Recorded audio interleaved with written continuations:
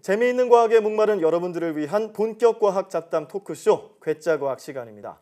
최근 과학의 영향력이 굉장히 커지고 있죠. 네. 화려함을 자랑하는 패션계도 과학을 만나 새롭게 변신하고 있는데요. 패션쇼에는 모델 대신 드론이 등장하고요. 모조품을 맨눈으로 판별하는 다양한 기술까지 나왔다는데요.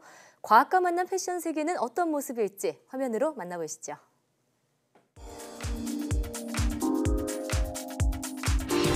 과학 스토리 더 이상 어렵게 할 필요 없습니다. 괴짜 과학에서 이지하고 퍼니하게 알려드리겠습니다. 오늘도 괴짜 과학 커뮤니케이터 Science and People 원정우 대표와 투게더 하겠습니다. 대표님, hello. 안녕하세요. 네, 반갑습니다. 오늘 뭔가 좀 달라 보이지 않나요? 달라 보여요. 네, 좀 멋을 부려봤는데 멋이 좀 사나요? 날티나요. 대표님이 패션을 잘 모르시는 것 같아요. 패션은 말이죠. 어떤 스타일뿐만 아니라 어떤 그 사람의 아우라 그리고 스웩 이게 있어야 되는 거거든요. 제가 한번 보여드릴게요. 뮤직 스타트.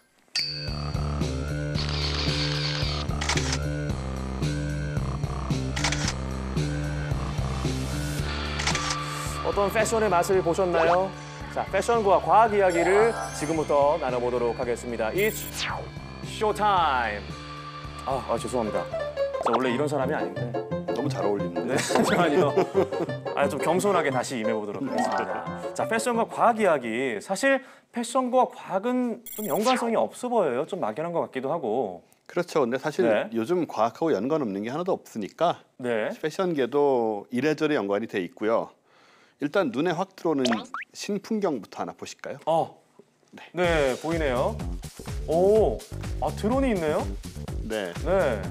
요즘 2018년 2월에 이탈리아 명품 브랜드 D사의 돌행, 가행. 예. 네. D사의 패션쇼인데 런웨이에 모델 대신에 드론이 등장한 거죠. 오, 하나하나씩 줄도 맞추고 동선도 맞추고 신기한 네. 것 같은데요. 근데 뭐 이렇게 보시다시피 옷을 입은 건 아니고 네. 이 핸드백, 가죽과 보석으로 장식한 핸드백을 걸어서 이렇게 움직였죠.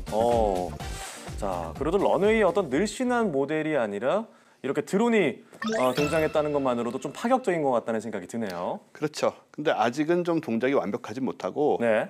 그리고 저러다 관객석으로 날아갈 수도 있잖아요, 사실. 위험할 수도 있겠네요. 그래서 의료진도 준비를 시켰다고 하고 물론 저렇게만 한 게 아니고 네. 잠깐 하고 나중에 이제 모델들이 다시 나왔죠. 그렇군요. 네네.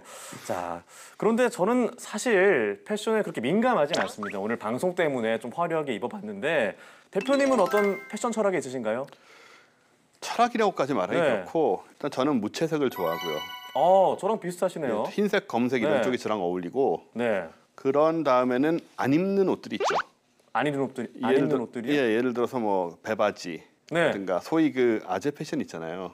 네. 등산복 그런 거를 소화하시나요? 안 입는 거죠. 그런 거. 그런 걸 안 적극적으로 입는다고요? 피한다. 그것만 해도 웬만큼 되더라고요. 네. 자, 그런데 항상 우리가 매일 옷을 입을 때마다 시간도 걸리고 고민이 되잖아요. 그렇죠. 이런 걸 좀 도와주는 기술이 있으면 얼마나 좋을까요? 그런 요구가 사실 굉장히 오랫동안 있었어요. 네. 그래서 최근에 나온 거는 그 유명한 아마존의 에코룩이라는 게 있는데 네. 여기서 룩은 이제 외모를 말하는 거죠. 네. 패션 상태를 체크하는 서비스고 이 360도 전 방향을 스캔할 어. 수 있는 네. 카메라가 있어요. 그래서 이제 계속 그 모습을 보여주고 그럼 학습을 통해서 어떤 옷이 어울리는지 조언을 해줍니다. 패션을 딱 알려주는 거군요. 그렇죠. 이거 입어 이렇게. 예. 그럼 혹시 국내에도 이런 서비스가 있나요? 국내 서비스가 오히려 약간 더 그런 쪽인데 네. AR 피팅샵 서비스예요, 이것도. 근데 자기 키, 가슴, 허리, 엉덩이 이런 수치를 집어넣으면 3D 아바타 모델이 등장을 해서 홈쇼핑에 나오는 의류를 이제 그 아바타의 가상으로 입혀볼 수가 있게 되니까 저하고 이제 비슷한 몸매를 네. 실제로 입혀볼 수 있는 거고 요거는 이제 시작한 지 얼마 안 돼서 2018년 3월부터 지금 하고 있어요. 얼마 안 됐군요. 네. 자, 정말 이런 기술이 있다면 매일 아침 옷 때문에 시간 보낼 일은 없을 것 같다는 생각이 드네요. 그렇죠. 네. 그런데 패션업계 쪽에서 좀 오랫동안 골칫거리가 하나 있습니다. 바로 모조품 짝퉁인데요. 이런 것들을 쉽게 판별할 수 있는 기술 같은 건 없을까요? 그것도 굉장히 중요하죠. 네. 왜냐하면 그것 때문에 이제 사라지는 돈이 엄청나기 그렇죠. 때문에 네, 업계 낭비하는 입장에서. 돈이 많죠. 그러니까요. 근데 기계 눈으로 짝퉁을 판별하는 방식들이 있어요. 네. 일단은 이제 카메라하고 소프트웨어로 구성된 제품이 있는데 물체를 이제 그 260배 확대를 합니다. 와, 네. 그러면 이 제품의 재료, 마모도 이런 디테일이 다 나오잖아요. 네. 그럼 가죽의 미세한 틈도 나오고 페인트 칠을 한 그런 어떤 형태 같은 것도 나오거든요. 그걸 다 스캔을 해요. 그런 다음에 정품 이미지가 이제 딥러닝 인공지능으로 들어가 있죠. 오.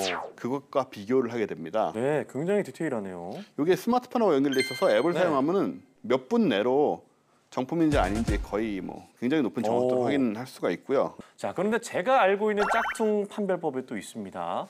자, 비가 오는 날 가방을 안고 뛰는 사람이 있으면 그 사람은 진품이고요.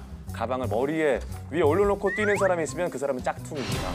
네, 오늘의 유머였습니다. 그럴듯한가요? 네네. 네, 들어봤던 얘기입니다. 자, 근데 이렇게 자세히 살펴봐도 판별이 안 되는 경우도 있을 것 같은데요.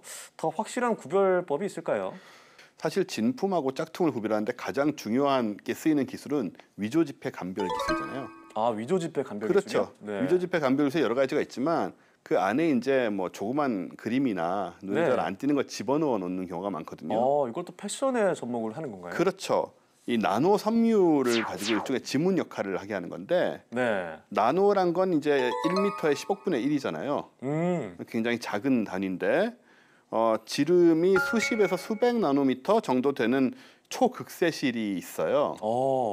노스캐롤라이나 주립대 주한 하이스트로자 박사하고 네. 푸에르토리코대의 카를로스 히나우디 박사가 연구를 한 건데 네.